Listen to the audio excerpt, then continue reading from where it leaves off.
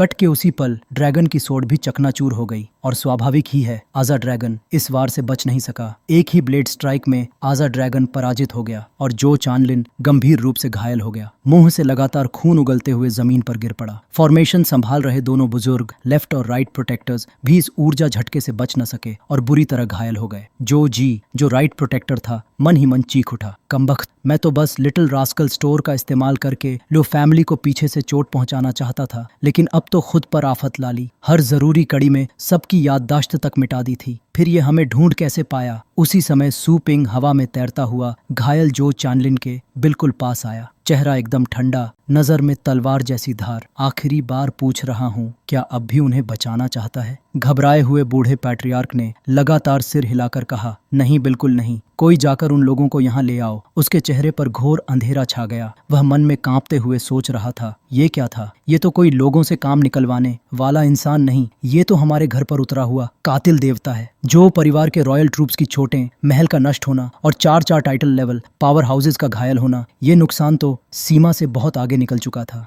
जो परिवार को जो फायदा मिलने वाला था, उसके मुकाबले ये नुकसान कई गुना ज्यादा हो चुका था। उसी समय पेट्रियार्क के लोग उन सभी को घसीट कर ले आए जो पंख को रोकने और उससे उधार वसूलने आए थे। उन्होंने झुककर रिपोर्ट दी, पेट्रियार्क, आपके कहे हुए लोग हाजिर हैं। वो लोग डर से कांपते हुए गिड़गिड़ाने लगे, नहीं, हमें मत मारिए, कृपया एक मौका दे दीजिए, हमें अपनी गलती का एहसास हो गया है। यह देख बूढ़ा जो तुरंत एक्टिंग मोड में आ गया। वह सू पिंग के सामने झुककर बोला, ये नीच लोग अपनी मर्जी से चले गए थे और आपको नाराज कर दिया, कृपया इनको अपनी सजा दें। सू पिंग ने पंख को जमीन पर फेंक दिया, उन लोगों के सामने जिन्होंने उसे पहले सताया था, ताकि देखा जा सके कि कोई मिसिंग तो नहीं। लेकिन इन सब की याददाश्त जो जी ने पहले ही मिटा दी थी, इसलिए वे सब बस अपने सिर खुजलाते रहे। किसी को कुछ याद ही नहीं था। यह देखकर सू पिंग ने तुरंत समझ लिया, सारे लोग कह रहे हैं कि ये एक दूसरे को नहीं जानते। स्पष्ट है, इनकी स्मृतियों के साथ छेड़छाड़ की गई है। उधर दूर से बूढ़ा जेड हग जो जी यह सब देख रहा था। वह मन ही मन सोच रहा था, मैंने हर लेयर पर कई टीमों को भेजा था और मास्टरमाइंड की याददाश्त मिटा दी थी।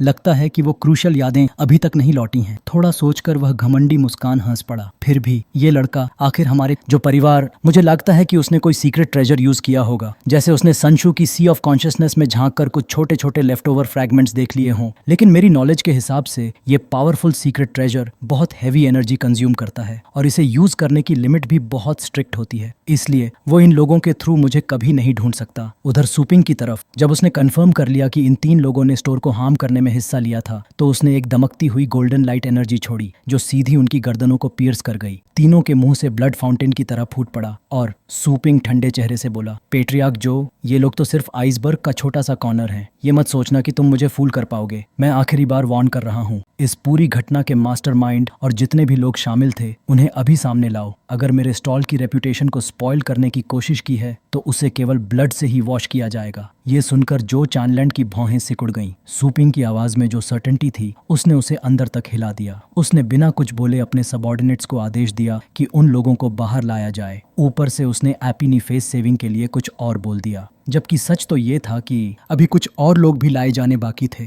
थोड़ी देर में उसके सबऑर्डिनेट्स एक पूरी भीड़ लेकर आए, जिसमें औरतें, मर्द, बूढ़े सब शामिल थे। सबके सब जमीन पर घुटनों के बल गिर पड़े, रोते हुए, दया की भीख मांगते हुए, प्लीज प्लीज मुझे छोड़ दो, मुझे पता है मुझसे गलती हुई, don't kill me senior, please spare me. सू पिंग उस वक्त भी आसमान में होवर कर रहा था, नीचे सबको ठंडी नजरों से देखते हुए। ओल्ड जो चैनलिन ने सू पिंग की तरफ देखा और उस पूरे ग्रुप की ओर इशारा करते हुए बोला, ये हैं सारे लोग जो इस काम में शामिल थे, प्लीज इनका फैसला कर दीजिए। सू पिंग चुप रहा, बस सोचता रहा। सच कहें तो इन लोगों में कुछ ऐसे भी थे जिन्होंने बस साथ दिया था, पर असल अपराधियों जितना बड़ा अपराध नहीं किया था और उनकी गलती डेथ के लायक नहीं थी। लेकिन इस बार सू पिंग सिर्फ सिस्टम की मिशन पूरा करने नहीं आया था, इससे भी ज्यादा जरूरी उसका दूसरा पर्पस था, अपनी अथॉरिटी एस्टैब्लिश करना, ताकि भविष्य में कोई भी ऐसी हरकत करने की हिम्मत ना करे। इसलिए अब वो सॉफ्ट हार्टेड नहीं हो सकता था। सू पिंग ने अपनी आंखें बंद की और कदम बढ़ाया। कुछ ही सेकंड्स में चारों तरफ ब्लड के स्पर्टिंग की आवाजें गूंज उठीं। ओल्ड जो चैनलिन ने ये देखा कि सू पिंग ने सबका काम तमाम कर दिया है और मन ही मन मुस्कुराया। इतने लोगों को मारने के बाद इसकी सारी एंगर निकल गई होगी, उसने सोचा। फाइनली अब मैं इस किलिंग गॉड को यहाँ से भेज सकता हूँ।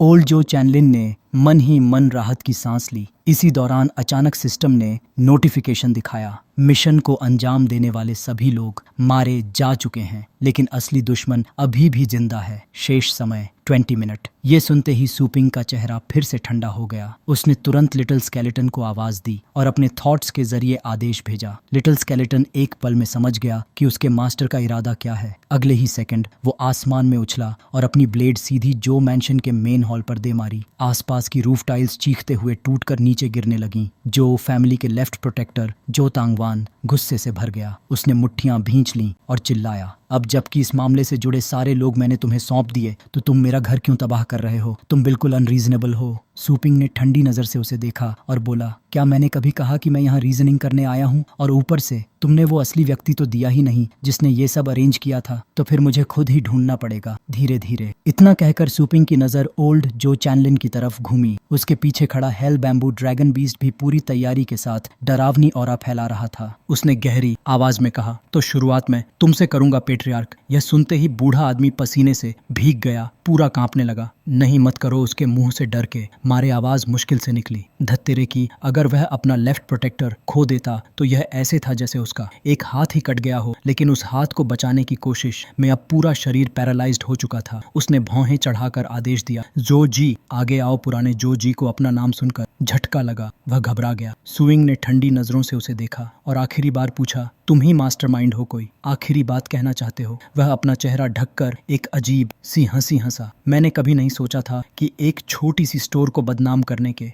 लिए पूरा परिवार ऐसी भारी ट्रेजेडी झेलेगा। फिर उसने सीधा पंख की ओर उंगली उठाई और गरज कर बोला, सब तुम्हारी वजह से हुआ। मैंने अपनी पूरी लाइफ जो फैमिली को दी, कभी गलती नहीं की। अगर तुम न होते तो मेरी परफेक्ट प्लान कभी एक्सपोज नहीं होती। यह बोलकर वह हवा में उड़ा और उसकी पाम सीधा उसकी छाती को चीरती हुई अंदर घुस गई और खून फायरवर्क्स की तरह चारों तरफ छिटक गया। वह चीखा, मैं तुम्हें अपने साथ ले जाऊंगा। उसी पल जब मास्टरमाइंड कंफर्म हो गया, लिटिल स्केलेटन ने पीछे से एक फेटल स्लैश दे मारा। एक ही वार में सब खत्म। लेकिन बात यहीं खत्म नहीं हुई। सूपिंग ने तुरंत आदेश दिया कि हेल बैम्बू ड्रैगन बीस्ट आग उगले। चीखें इतनी दर्दनाक थीं कि हर कोई सुनकर कांप गया। कुछ ही सेकंड में वह राख बन चुका था। जो भी देख रहा था दंग रह गया, आंखें फटी की फटी। यह सच में डरावना है, किसी ने फुसफुसाकर कहा। पुराना जुग अंदर ही अंदर खुद को शुक्रिया बोल रहा था। शुक्र है कि मैंने इस मामले में हिस्सा नहीं लिया, वरना आज मेरी भी चिता जल रही होती। सूपिंग ने भी मन ही मन ठान लिया, आज के बाद जहां भी लिटिल रास्कल का नाम या रास्ता होगा, वो जो फैमिली के लिए फॉरबिडन एरिया होगा। कभी भी किसी भी हालत में इसे उकसाना नहीं है। मास्टरमाइंड मर चुका था, तभी सिस्टम की नोटिफिकेशन चमकी, सक्सेसफुली किल्ड द कल्प्रिट। जगह को देखकर कोई भी समझ सकता था, हेल बैम्बू ड्रैगन बीस्ट की आग में बस 2 ढेर राख के बचे थे। चलो तुम्हें बताता हूँ, आवाज गूंजी। बड़ा ढेर ओल्ड जो है और छोटा वाला सांचू। जो मैंशन में आधे से ज्यादा लोगों की डेथ के बाद ओल्ड पेट्रियार्क इस वक्त अपने हाथ जोड़कर सूपिंग को बाव कर रहा था। पावर हाउस सर, आपकी स्टोर की रेप्यूटेशन से जुड़े सारे लोग अब आपके हवाले कर दिए गए हैं। प्लीज अपना एंगर कूल कर लीजिए। सूपिंग सामने खड़े होकर बोला, इट्स नॉट ओवर येट। मैंने सिर्फ उन लोगों को खत्म किया है जिन्होंने ईविल किया था, लेकिन जो बैड इन्फ्लुएंस मेरी स्टोर पर पड़ा है वो अभी भी बाकी है। तुम्हारी जो फैमिली को पूरे शहर में एक पब्लिक नोटिस निकालना होगा, सब कुछ एडमिट करते हुए, और मेरी दुकान की साफ सफाई वाली रेप्यूटेशन वापस करनी होगी। एंड यस, सुबह की डिले फी भी कॉम्पेंसेट करनी पड़ेगी। ओल्ड पेट्रियार्क बाहर से मुस्कुरा रहा था, बट अंदर ही अंदर ब्लास्ट होने वाला था। उसे मजबूरी में कहना पड़ा, ऑफ कोर्स, अपॉलॉजी नोटिस मैं खुद संभाल लूंगा। मन ही मन वो बड़बड़ाया। इंटरनेट पर जो न्यूज चल रही है कि लिटिल रास्कल स्टोर का ओनर लेजेंडरी लेवल को पंच करता है और टाइटल लेवल को किक, ये रूमर नहीं, पूरा सच है। अगर मुझे पता चल जाए कि ये खबर किसने फैलाई, आई स्वेयर उसकी खाल उधेड़ दूंगा। ओल्ड मैन फिर सूपिंग से आगे का सवाल पूछने लगा। कॉम्पेंसेशन की बात करते हुए ओल्ड मैन बोला, मुझे नहीं पता तुम हमारे परिवार में किस चीज को फैंसी कर रहे हो, पैसे,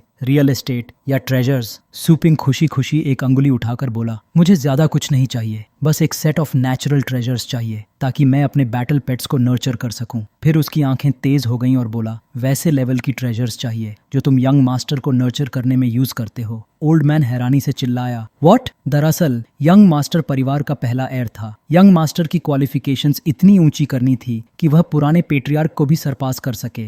इसके लिए फैमिली के पास जो भी सबसे बेस्ट रिसोर्सेज थे वही चाहिए थे। इस पर वह गुस्से में चिल्लाया, तुम वास्तव में चाहते हो कि हम ये रिसोर्सेज तुम्हें दे दें? क्या इसका मतलब यह नहीं कि हमारी जो फैमिली की ग्रोथ पूरी जिंदगी के लिए रुक जाएगी? ये हमें केवल पिग्स की तरह ट्रीट करने का इरादा है। सूपिंग ने हल्की सी ग्रिन के साथ जवाब दिया। तुम ऐसा कह सकते हो, लेकिन एक चीज तुमने नोटिस नहीं की, अगर यह भी पिग है तो मैं उसे डेफिनेटली पेट्रियार्क तक पहुंचा सकता हूं। उसके सबऑर्डिनेट्स यह सुनकर गुस्से से भरे और बोले, तुम वास्तव में तुलना करने की हिम्मत करते हो।